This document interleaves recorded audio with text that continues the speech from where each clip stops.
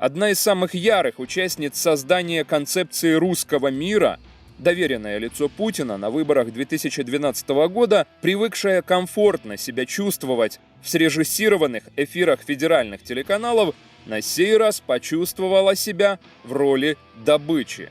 67-летняя бывшая депутатка Госдумы согласилась на откровенный разговор с 36-летним британским журналистом Мехди Асаном. Такого позора Нарочницкая и вся кремлевская братья давно не испытывала. What about Ukraine? Of course we do care about Ukraine. My ancestors are from Ukraine. But there was a coup d'etat in Kiev. The constitution was dismissed.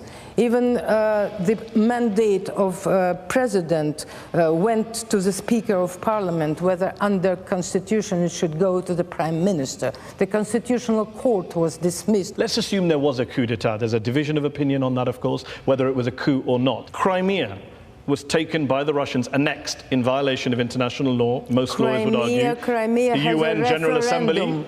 And why do you think 100 countries at the UN condemned the annexation of Crimea? 100. Only 11 countries voted with Russia. Why do you think that is? Because it's politics. Politics 10 to 1. In the 21st century. The politics in the 21st century. It's not because that the United Nations recognizes national borders and sovereignty and says you can't just change the borders of a country. You talked about common borders. The international law, let me just finish. Okay. The international law teaches now that self-determination right is observed, but the principle of territorial integrity prevails. That's true. Only, but in a case when self-determination rights are combined with so-called, it's in the textbooks of international law, when the people maintain historical, linguistic, cultural, and other types of so on that basis, Crimea can be independent with the maternal state. So you support the idea that Crimea, on this your reading of international law, Crimea had the right to leave Ukraine and be part of Russia on the basis of self-determination? I think so. Okay, so when will Russia be holding a referendum in Chechnya and in Dagestan for those places to go independent? Let them do it. You're in support of that? You're happy for Chechnya to leave the Russian Federation and become independent or join another country? They don't Seriously? want it. They don't want it, but if they did, you support Chechen independence under a referendum in which the Chechens voted yes? That depends always on how the people's will is expressed.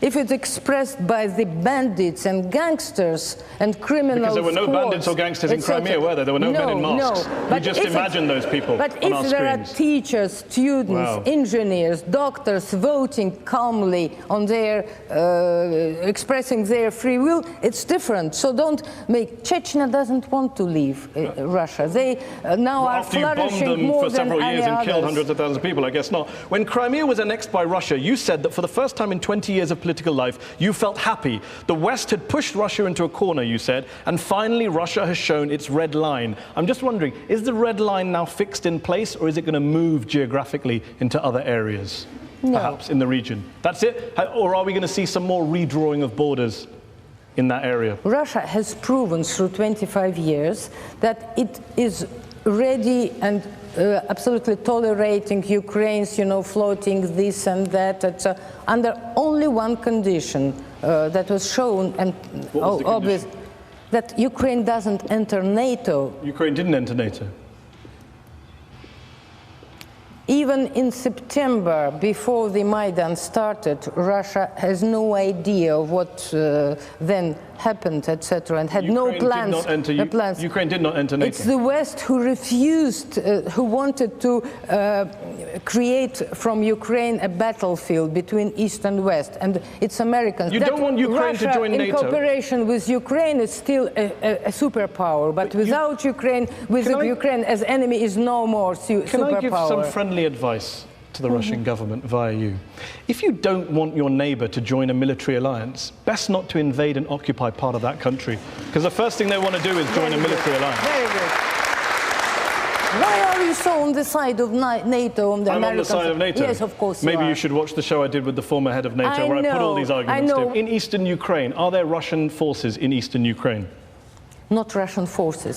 Separate Russians, yes, but not Russian forces. So it's when, a different legally at all. So when a Russian... So do you mean there are, you know, squads on parts of the army with tanks that's crossing? Exactly what I'm asking. No. Okay, so no. when a Russian Special Forces soldier, Dmitry Shapnikov, tells the BBC that he and his fellow troops were in Ukraine, when captured soldier in Ukraine, Alexander Anatolovich, identifies himself as a Russian serviceman in the Russian armed forces, what were they doing there? Sightseeing? Taking a tour? It is denied. It is denied by officials. Do you agree with them? I quite agree, but I believe that there are some Russian soldiers, of course, and officers. I don't deny that. But legally, every country, when it's helping the situation according to the interest and according to the appeal, they do it legally correct. But it's not illegal for Russian soldiers to be in Ukraine, under any reading of international law. Was it legal for American specialists in all places where they have been? Was it legal for Americans to be in Iraq? No. Okay, Good. back to the question. Was it illegal? Is it legal for Russian forces to be in Ukraine? There are no forces.